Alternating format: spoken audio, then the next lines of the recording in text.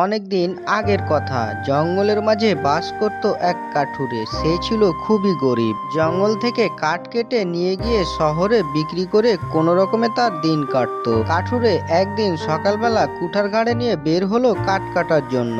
সে নদীর ধারে একটা গাছ কাটতে আরম্ভ করলো।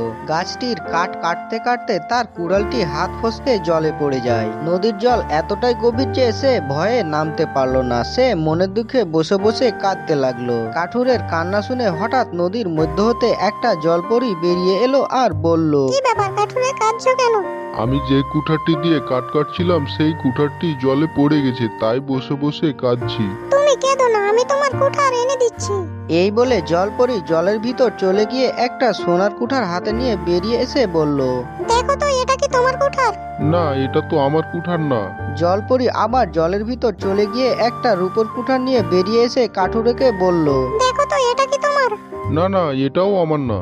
জলপরী আবার জলের ভিতর চলে গিয়ে একটা লোহার কুঠার নিয়ে বেরিয়ে এসে কাঠুরেকে বলল, দেখো তো এটা তোমার নাকি? হ্যাঁ হ্যাঁ, এটাই আমার কুঠার। আমি তোমার সততায় মুগ্ধ হয়েছি, তাই আমি তোমায় তোমার লোহার কুঠারের সাথে এই সোনা ও রূপোর কুঠারও উপহার দিলাম। কাঠুরে সোনা ও রূপোর কুঠার বিক্রি করে অনেক বড়লোক হয়ে যায় আর সুখে শান্তিতে দিন কাটাতে লাগে।